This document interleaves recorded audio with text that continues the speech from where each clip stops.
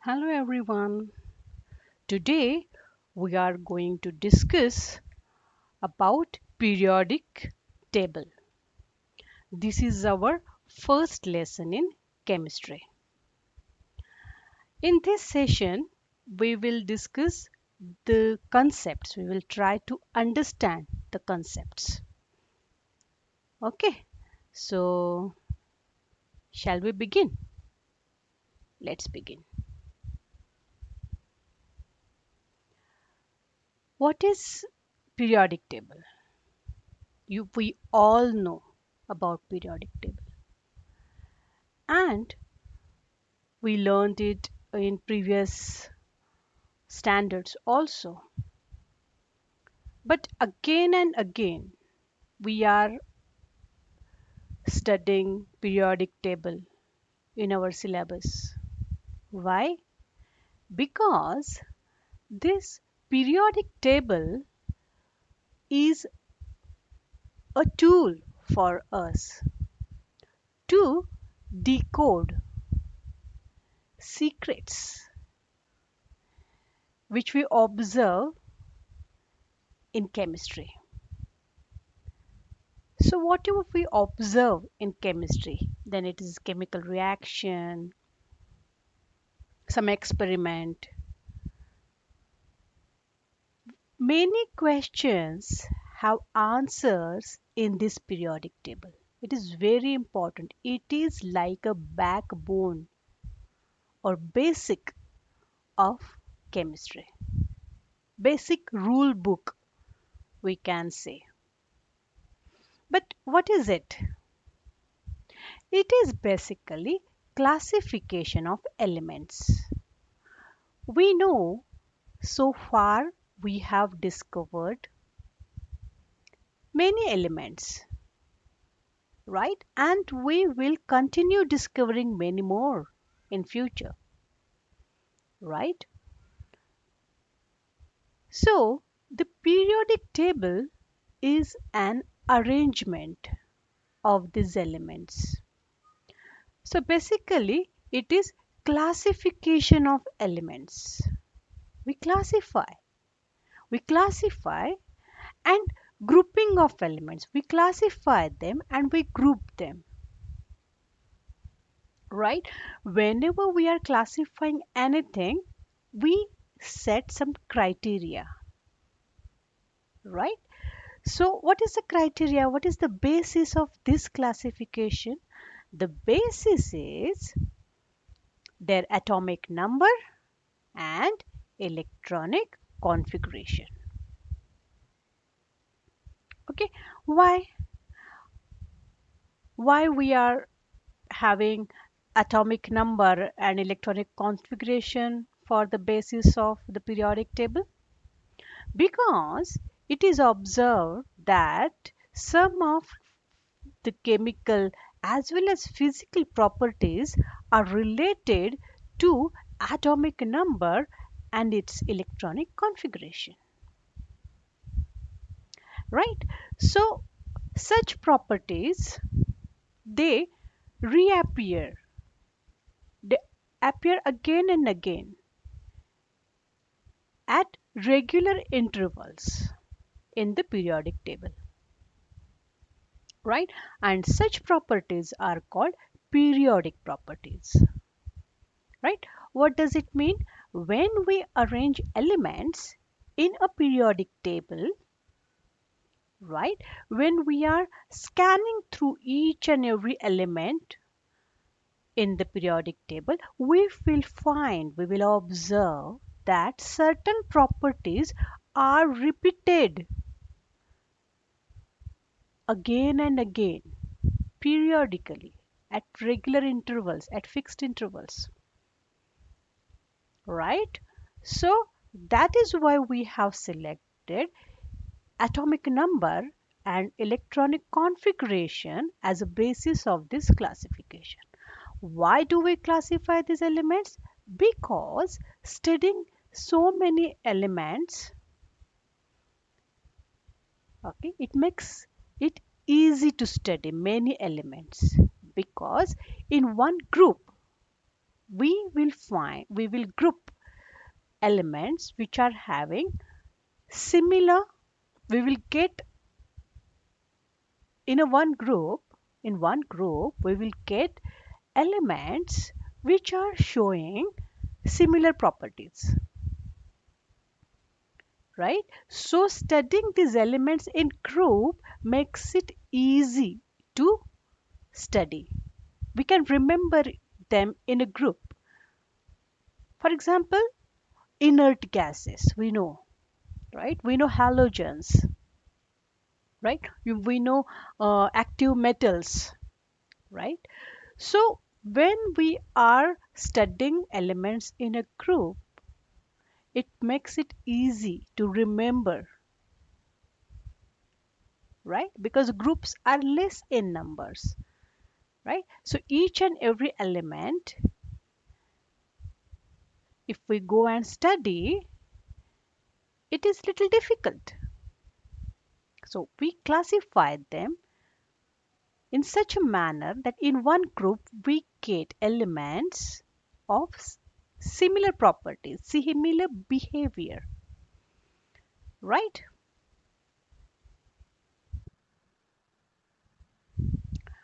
Okay, now this is periodic table. You all must have seen this before many times. And this is a very important reference when we are studying chemistry. Okay, so when now we are studying periodic table, we are discussing periodic table. But as we proceed for our next chapters, okay, upcoming chapters, upcoming lessons, we will come back again and again to this periodic table because this periodic table is revealing some secrets. It explains behavior of elements in various reactions. Okay, so as we will study various lessons, okay, upcoming lessons, we will again and again come back to this periodic table to understand this better with the periodic table. Okay, so this is periodic table, you can see here. Okay, this is modern periodic table. Okay, since the beginning, scientists, for many years ago, scientists began to classify these elements because it is easy to manage, easy to study these elements, right? So many scientists tried to classify them on their similarity and dissimilarity. So many theories came forward to in order to classify these elements, and ultimately we landed to a better one, that is modern periodic table. We cannot say that this is the end of it. Okay, this periodic table which we see today is going to get updated in near future because new elements we discover, we may synthesize new elements, right? So this is a the modern periodic table, which is the best known periodic classification. Okay, so you will see many elements here. They are classified. How they are classified? They are classified as per the modern periodic table rule, that is modern periodic law. What is it? So this modern periodic law is based on atomic numbers in increasing order, okay, and electronic configuration. Okay, it contains 7 horizontal rows, that is those are called periods, okay, and 10 vertical columns, they are called groups, right? um, let's see here. Okay, so these rows, okay, you can see these rows. Okay, so 7 rows we can see, they are called periods, and columns, there are 18 columns, they are called groups. Okay, so in each period, I mean in each row in that periodic table, okay, what is the similarity in that? What pattern you observe there? That in each period, the first element on the left, that is the first element of that period, always has one electron in the outermost shell. Okay, so each period begins with one electron in the outermost shell, and every period ends with a filled outermost shell. Okay, so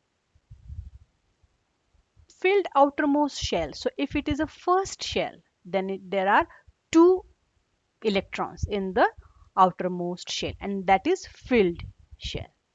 Okay, so if you see here in the, this is the first period, right? So we have just one shell.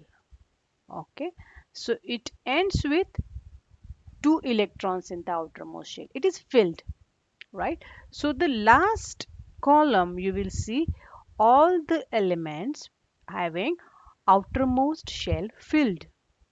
If it is first shell, 2. If it is second, 8, and so on. Okay, then what about groups? So each group contains same number of electrons in their outermost shell. Outermost shell is also called valence shell, right? And that indicates what is the valency. Okay, valent shell. So in modern periodic table, which we are referring now, that there are groups. Okay, one group number 1, 2, and 13 to 17. Okay, they are numbered like this in Roman numbers. IA, Roman number I stands for 1, and A to 7A. Okay, so they are the normal elements. Okay, so let's go back to our periodic table. So what we are talking about, these 1A, 2A, and 3A, 4A, 5A, 6A, 7A. ठीक है? So group number 1, 2, and 13, 14, 15, 16, 17. They are normal elements. Okay? But there are some abnormal elements also. Means what? They are transition elements, not abnormal elements. They are transition elements. There are some special elements. Okay, what are those groups? 3 to 12, that is 1b to 7b and 8. Okay, they are transition elements. So if you have periodic table, just open it and you will see here 3b to this. These are the transition elements. Why? Because they show some transition in their property. How? Why? We will study as we will come across it. Okay, but as of now you can say that these elements are transition elements. Okay, they have properties which may change depending on conditions. Okay, and group 18, that is the last group, that is called 0 also. Okay, on extreme right they are noble and inert gases. You know, inert gases, they and noble gases, they are uh, they are they don't react because they have their outermost shell completely filled. They are the most stable elements. Okay, now the group number indicate number of electrons in outermost shell. What does it mean? We know that we have 18 groups, 1, 2, 3, 4, 5, 6, 7, 8, 9, 10, 11, 12, 13, 8 till 18. Okay, but their numbers we see like this: 1A, 3A, 3B, right? So these are group numbers. And so 1A means one electron in the outermost shell, and 3A or 3B means three electrons in outermost shell, right? So how these 3A and 3B are different? Why they are grouped in different manner? Because 3A are normal elements, okay, which is second shell, okay, uh, and so we know that depending on the number of the shell, the maximum capacity of that orbit changes, right? First shell 2 electrons, second shell 8, third 18, and so on and so forth, right? So 3 electrons in the outermost shell in case of second shell means something different than the 3 electrons in a shell with maximum capacity of 18, right? For the shells where maximum capacity of that shell is 18, 3 is very less, right? But in case of the second shell where the maximum capacity is 8, then having 3 electrons means good number of electrons in that shell. So elements behavior changes, right? So depending on this aspect, they are classified in different groups. Okay, but this number indicates the electrons in the outermost shell, right? Moving down a group. So if we are moving down a group, okay, we will see that the valence electrons, same valence electrons, and you know that valence electrons play important role, key role in chemical reactions, right? So valency plays very important role in chemical reactions, right? So chemical properties, right? So same valence electrons, so similar chemical properties, similar behavior in chemical reactions. Second, number of electron shells increase by 1. Yes, in the first period, 1 shell. In the second, 2 shells. Third, 3 shells. So basically, number of electrons increase by 1 as we move down in one group. Now, we know that there are some properties which are dependent on atomic number and its electronic configuration, right? So we will discuss some very fundamental properties of the elements which are periodic properties, which the properties have dependency on the atomic number and electronic configuration. So they appear periodically in the periodic table as we traverse through the periodic table.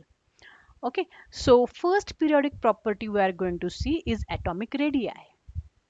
Okay, so radius from the center of the nucleus till the outermost shell. Okay, that is atomic size, right? So how this depends or how this changes, because these periodic properties they gradually change across the period as we are traversing down in one group.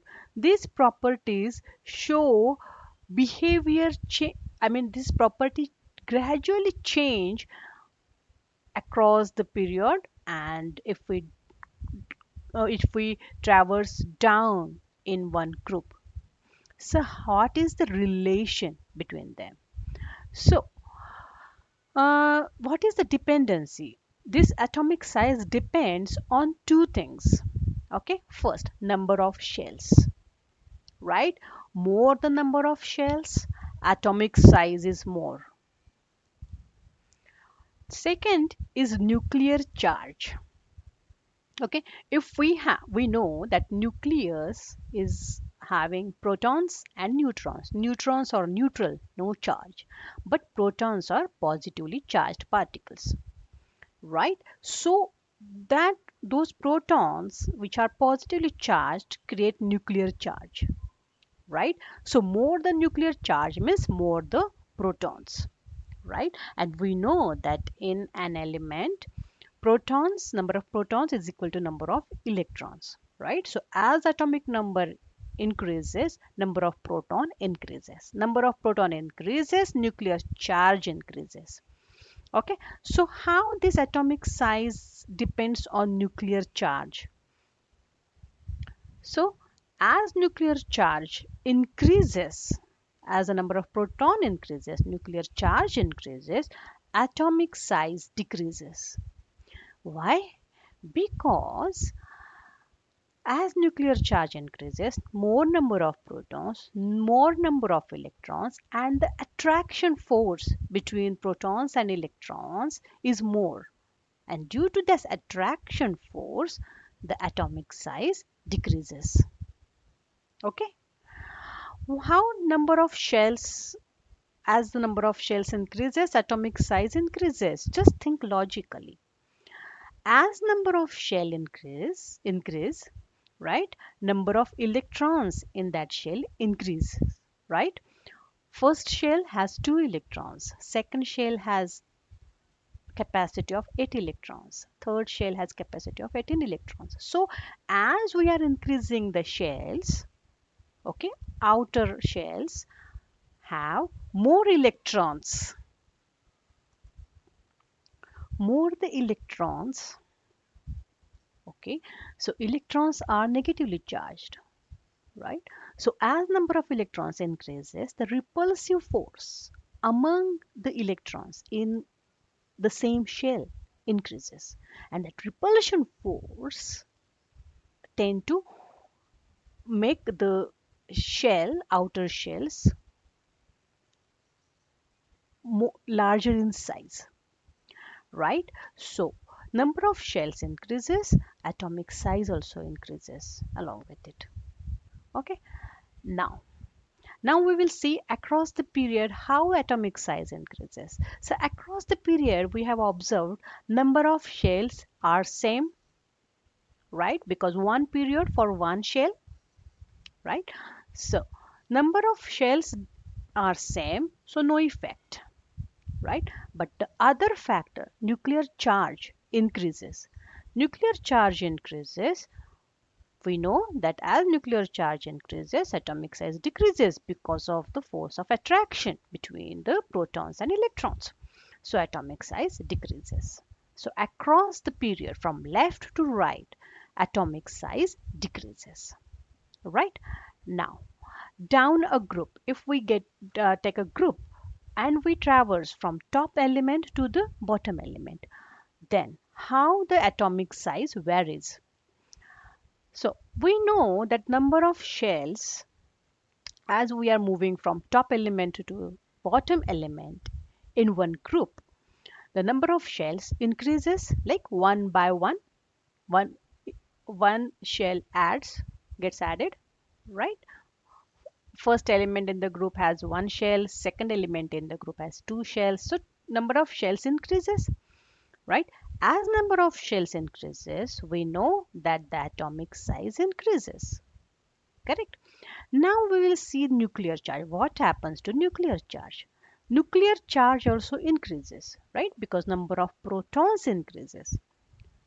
Correct? So number of proton increases. Because of that, atomic size should decrease.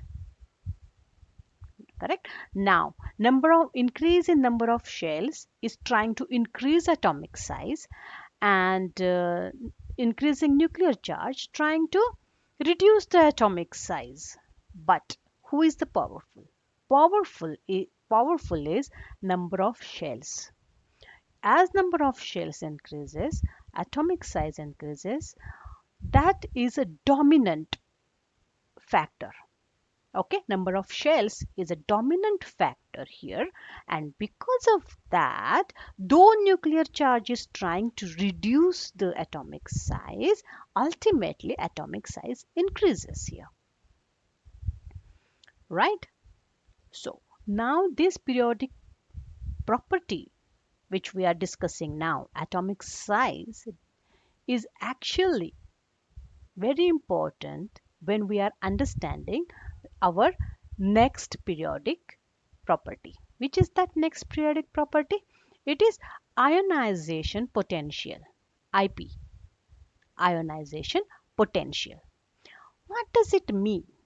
It is energy required to move one electron from the outermost shell of an isolated gaseous atom.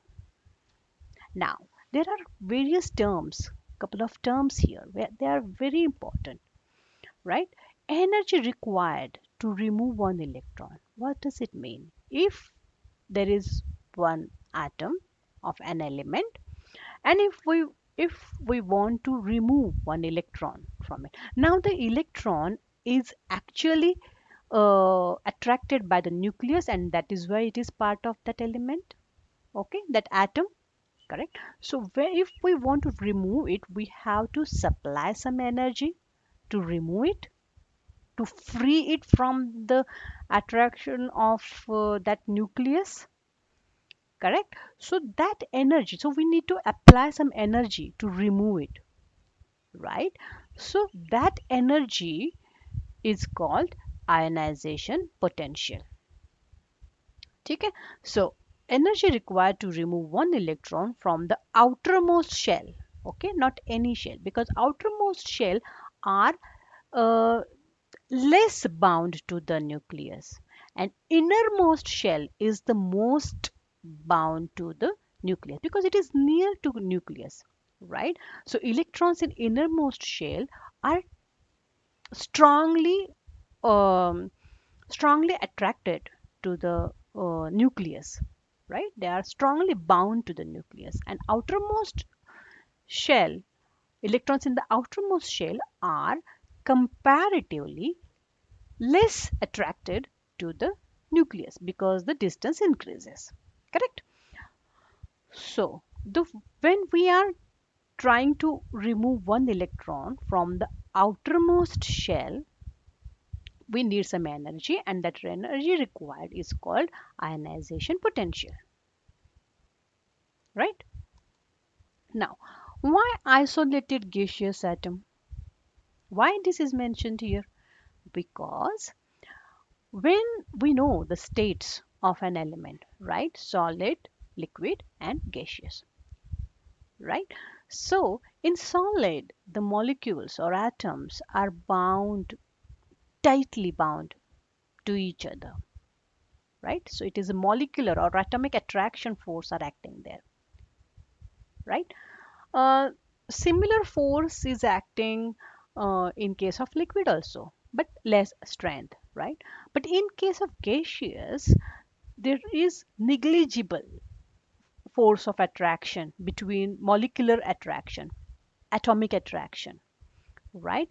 So when we are trying to remove an electron, right, there we want to consider just attraction force due to nucleus. We want to eliminate other attraction forces, intermolecular, interatomic attraction forces. We don't want to consider that. We want just the energy what we require to remove one electron from the outermost shell, okay, and we want to consider just nuclear attraction, and that is why we are mentioning here gaseous atom, where all other attraction forces we are eliminating there, and the energy required to overcome the nuclear attraction on the electron in the outermost shell. right? So that is why it is isolated gaseous atom. Okay. Now unit of this ionization potential is electron volt, right? Now what is why it is electron volt? You know what is volt? Correct. So volt is a potential difference. Correct. So this is created some um, force due to change difference in the charge. Correct. And electrons are moved from negative electrode to positive electrode.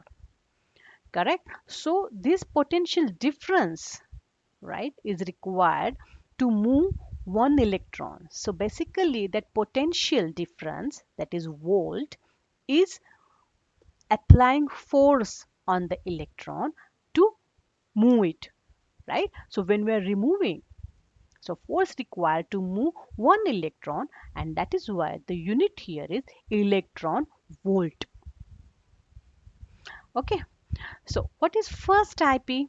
Now there are there can be multiple electrons in the outermost shell, right? So when we are removing one electron, right, that atom is no more neutral because we have removed one electron, so it will be positively charged ion, right? So when we are trying to remove another electron from the outermost shell of that ion, right, that energy, and to remove the first electron from the outermost shell when the atom is neutral, these two energy levels are different, right? Because when we are removing, see, when initially the atom of an element is neutral, no charge, right? So when we are removing one electron, we need less energy, right? And then one electron is removed, first electron is removed, and now the atom is no more atom, it is positively charged ion. Now if I want to remove the next electron in the outermost shell, I will need more energy. Why? Because my protons are more, electrons are less, so it will attract the electrons more, right? So that energy to remove second electron from the shell is my second ionization potential, right? So first ionization potential to remove first electron, second ionization potential to remove second electron, and so on and so forth, right? Now how this atom ionization potential, okay, is changing across the periodic table, okay, it changes periodically. How? Now, we will see the factors affecting ionization potential. First is atomic size, right? That is atomic radius. It's the same, right? And another thing, another factor is nuclear charge, right? So atomic size. If atomic size increases, listen carefully. If atomic size increases, the IP, that is ionization potential, decreases. Please pay attention. When we are, when atomic size is increased, right? So the outermost electron is far away from the nucleus, right? So it is the distance between the nucleus and the electron in the outermost shell is more, right? More the distance, less the force of attraction. Less the force of attraction, we need less energy to remove that electron. Correct? Now, nuclear charge. More the nuclear charge, more the attraction, we need more energy to remove electron. Correct? To release that electron. Correct. So, as nuclear charge increases, ionization potential, the energy required to remove one electron from the outermost shell increases. Correct? Now we will come to the periodic table. Now, across one period, how this changes, how this ionization potential changes from left to right. Atomic size decreases from left to right, that we have seen, right? So as atomic size decreases, the distance between the nucleus and the outermost electron, electron in outermost shell decreases. They become closer, more closer, more energy to remove the electron, right? So ionization potential is more, right? So it increases. Now nuclear charge. As nuclear charge increases, more the attraction, so we need more energy to release one electron. So the ionization potential is more, hence nuclear charge increase, then ionization potential also increases, right? So, and if we add together these two factors affecting, so ultimately our ionization potential increases as we move from left to right in one period. Okay, now what happens if we are traversing down a group from top to bottom? What happens? Atomic size, tell me. Now atomic size increases, correct, because number of shells increases. Now number of shells increases, that means the outer shell is larger than the inner shell, correct? So size of the atomic size increases, that means the distance between nucleus and the electron in outermost shell increases, so lose force of attraction, right? So less energy we need to remove an electron, so ionization potential decreases. Now nuclear charge increases, correct? As we move down a group, nuclear charge increases, now we know that, right? So more the nuclear charge, more the attraction, we need more energy to release the electron, right? Remove the electron from the outermost shell. Now these two factors are actually one, they are in different directions. One is trying to decrease, atomic size is trying to decrease my ionization potential, and nuclear charge is trying to increase my ionization potential, correct? But here also atomic size is dominant, the effect of atomic size is dominant. So ultimately, as the as we move down a group from top to bottom, ionization potential decreases. The energy required to remove an electron from outermost shell decreases. We can remove the electron in the outermost shell easily as we move down a group, right? Let's go next. Electron affinity, EA. What is it? It is energy released when an atom in gaseous state accepts an electron to form an ion, right?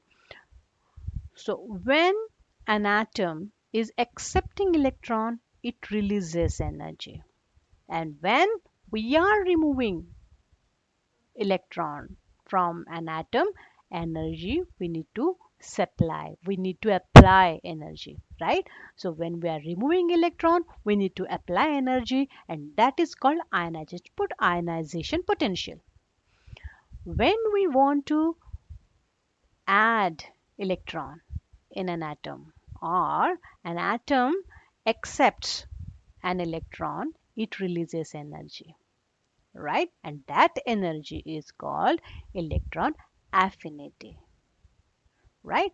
So to have electron, atom releases energy, and to remove electron from an atom, we need to apply energy, that is ionization potential. And this is just opposite to that. That is electron affinity. Affinity means accepting, right? Attracting.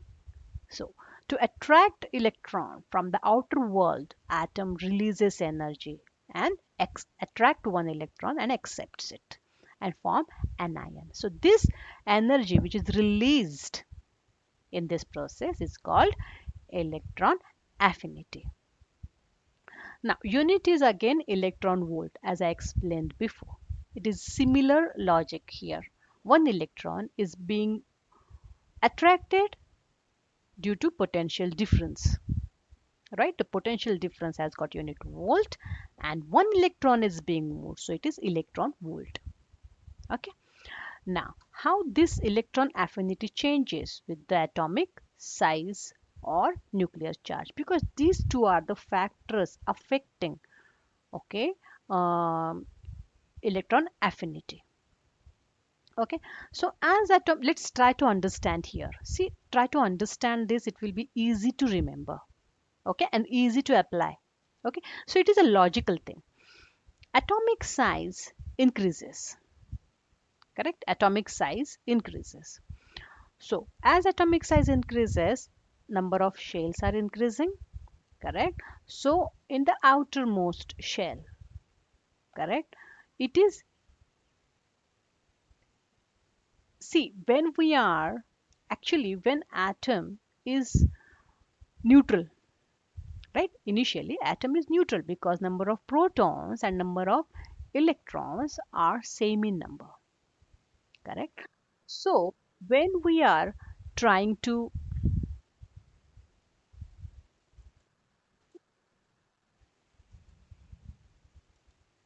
so when we are trying to add one electron, okay, so the force of nucleus on that outermost shell is less, so less energy is required to accept one electron from the outside world, right? So less energy is released to accept one electron from the outside world. Now, if nuclear charge is more,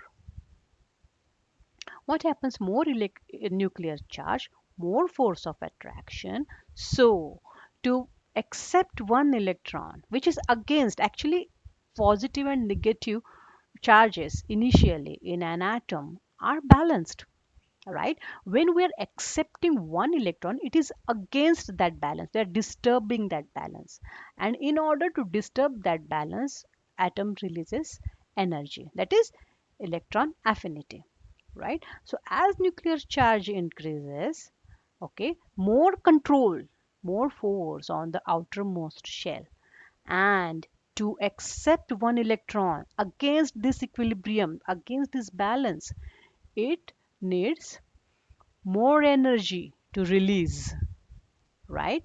So more electron affinity.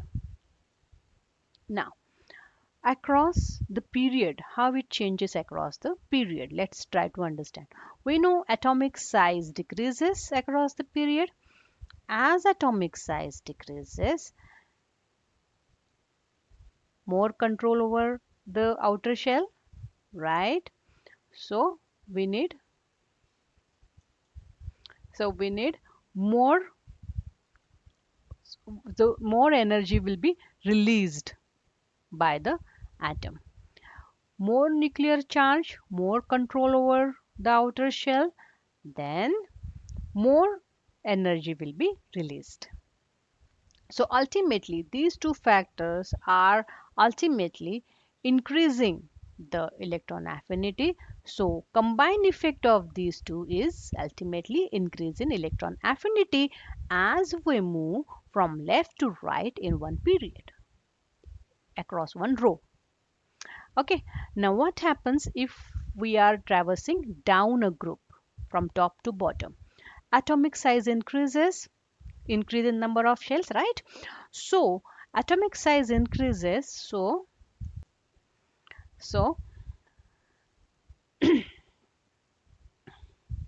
less control over outermost shell. So accepting one electron in the outermost shell, atom releases less energy. Nuclear charge.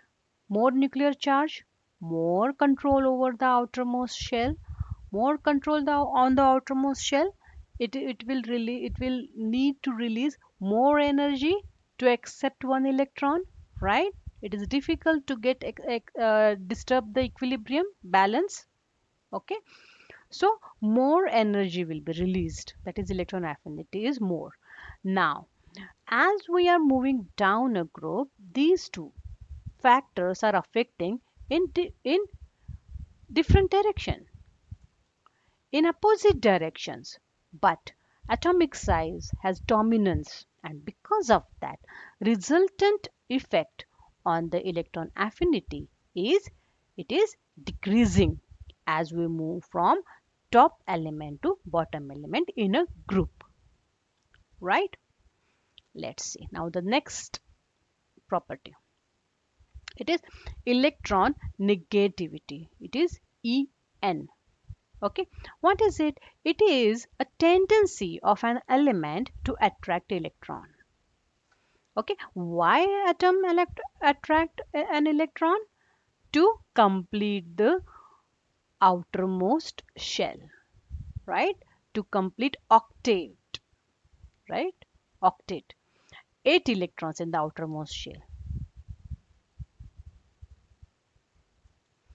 is the most stable condition in the most stable condition of an atom. To attain that stable condition, usually atom, if they are in need of electron, okay, they attract electrons and become negatively charged ion. So this is tendency. Okay, how strongly then the atom wants to attract an electron. Okay, why? To complete its outermost shell and make it stable. Not complete, it attains its octet, complete the octet of the outermost shell. 8 electrons in the outermost shell, though the capacity of that electron may be more than that, right? That third shell has got 18 electrons in the outermost capacity is 18 electron, but octet is this attaining octet, 8 electrons in the outermost shell is the most stable condition for an element, right? So for that they attract electrons. Some atoms attract electrons. So that tendency, how strong it is attracting, how strongly it needs an electron. Okay, so that is electron negativity, because as it attracts electron, it uh, becomes negatively charged ion, right? So now these two factors, atomic size and nuclear charge, affect, or they your electron electron negativity is dependent on atomic size and nuclear charge. As atomic size increases, right, more the size, right, less control over the outermost shell, right? So electron negativity is less, right? Because less control over outer shell, right? Nuclear charge increases. Nuclear charge increases, that means more attraction, right? So electron negativity is more because more control over the outermost shell, right? So across the period, what happens? Let's see, from left to right. We know that across the period, atomic size decreases. Atomic size decreases, that means more control over the outermost shell, right? So electron negativity increases, right? Now nuclear charge. More the nuclear charge, we know that across the period from left to right, nuclear charge increases. More nuclear charge, more control over outermost shell, electron negativity also increases. So these two factors are actually contributing in the increase in the electron negativity, tendency to attract electron. Okay, now let's see what happens in a group, down a group, top to bottom. Atomic size increases, electron negativity decreases, right? More the atomic size, less control over outermost shell, so less electron negativity.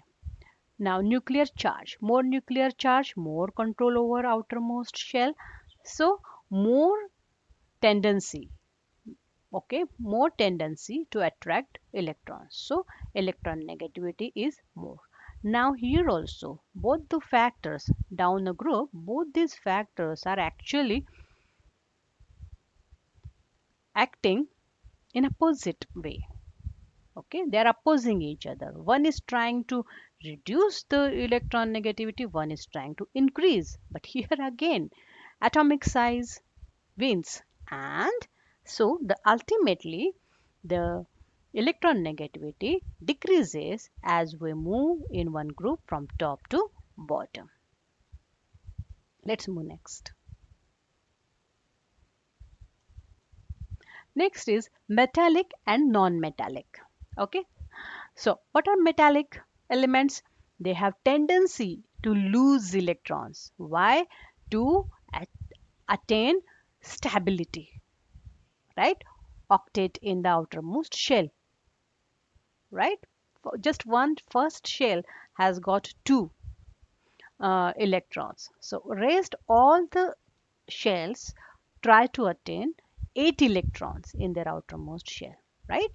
That is called the stable condition for the elements, right? So in that, to to attain that stability, some elements try to they have tendency to lose electrons, and some elements have tendency to gain electrons, right? And we know that if I have to attain octet in my outermost shell, right? I have two options, right? If I have 3 electrons in my outermost shell, right? So to attain octet, I have to gain 5 electrons, right? So 3 plus 5 will become 8. But gaining 5 electrons, I need to release energy. I means atom need to release energy. Okay, and if another way is to release my 3 electrons, because my inner shell will be stable, right? So to release 3 electrons, okay, I need one other element which is in, I need one element, other element which is in need of 3 electrons. There should be someone to accept it, right? So what is easy for me? Releasing 3 electrons or acquiring 5 electrons? Definitely releasing 3 electrons. Then such elements have tendency to lose electrons. But if I mean one element has say 6 electrons in the outermost shell, then they have two options. That element has got two options: either accept 2 electrons or release 6. So releasing 6 is more expensive than it is easy to get 2 electrons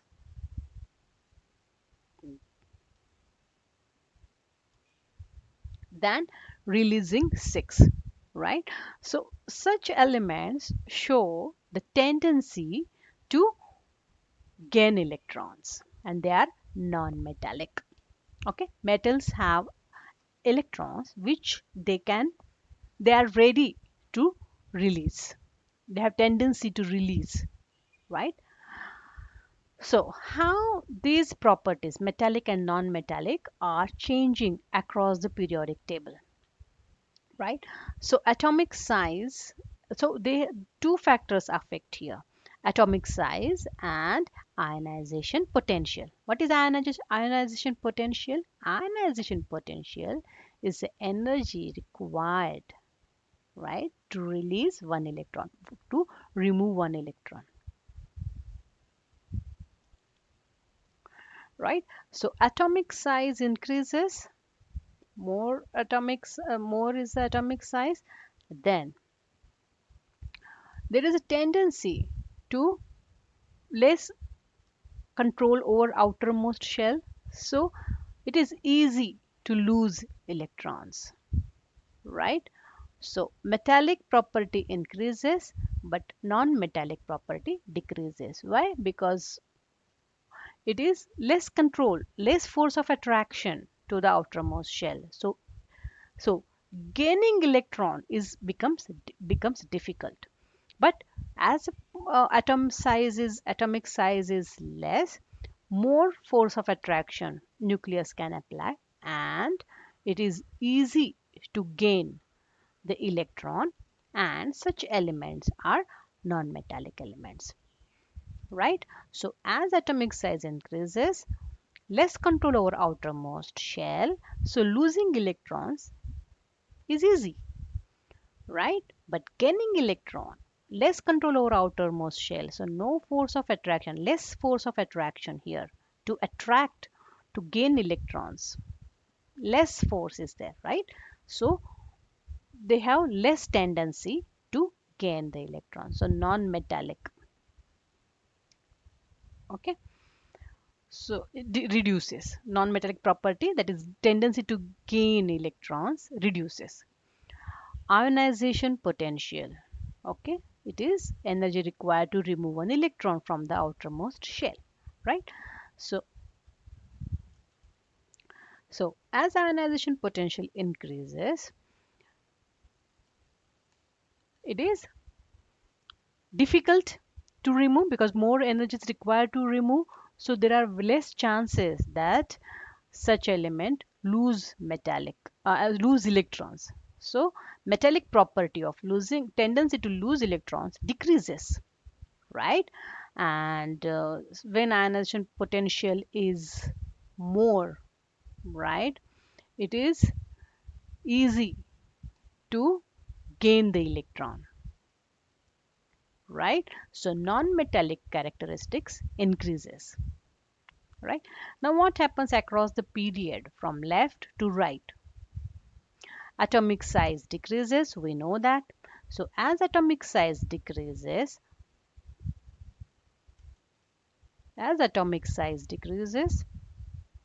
it is less tendency to lose electrons. Why? Because more attraction on the outermost shell, right?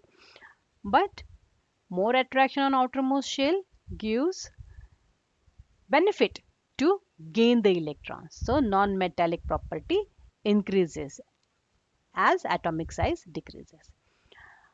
And we know ionization potential increases as we are moving in one period from left to right. So ionization potential increases means what?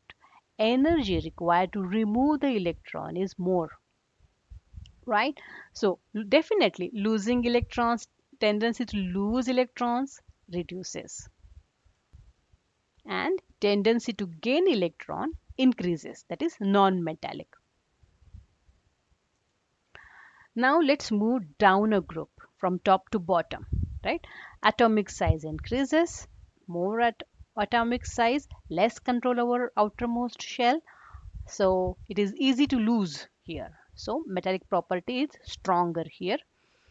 Definitely, as it is easy to lose electrons, it has less attraction from the nucleus here. So non-metallic property is weaker here. It gets low. Then ionization potential decreases, right? As we move down a group, right? So as ionization potential decreases, metallic property gets stronger, right? And because it needs more energy to gain the electron, So it is easy to lose the electron in that case, right? And non-metallic property decreases. Why? Because ionization potential means energy required to remove electrons, right? If remove electron is difficult, right? So when ionization potential is less, right, it is easy to remove electrons, okay, and difficult to gain electrons, right? So non-metallic property gets weaker here.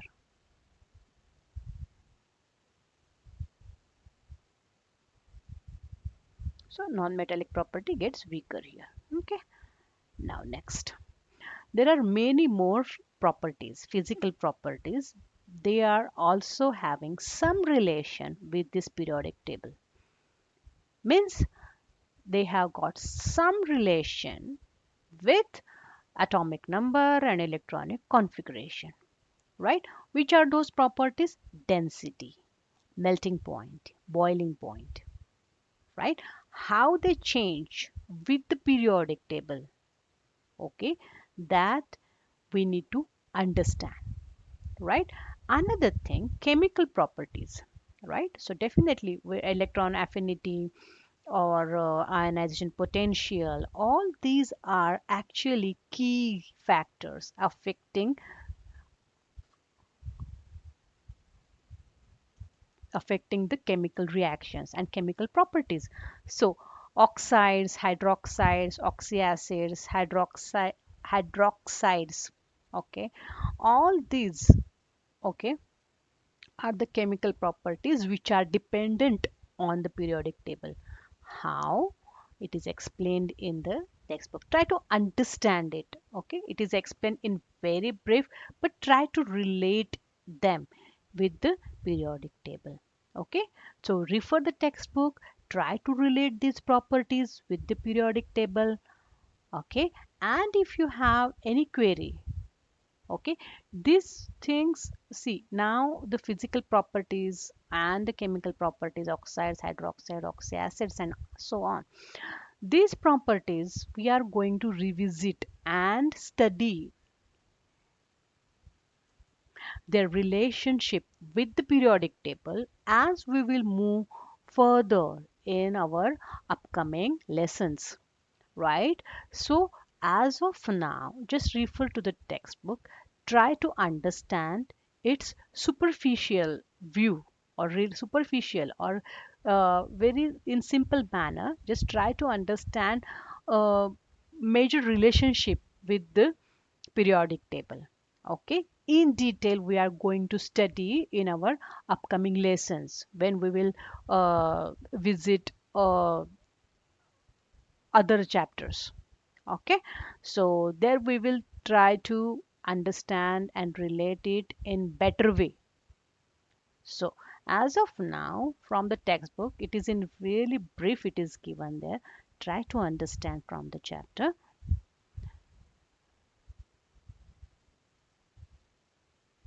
If you have any query, you can post it across me. I will include it in my query resolving session. So this was concept session, right? I will upload one more video where I will be discussing the typical question and answers. And so, as you understand this, you will be able to understand the typical question and answers reasoning. Okay, so in that, I may include your queries also. I'll try to address there.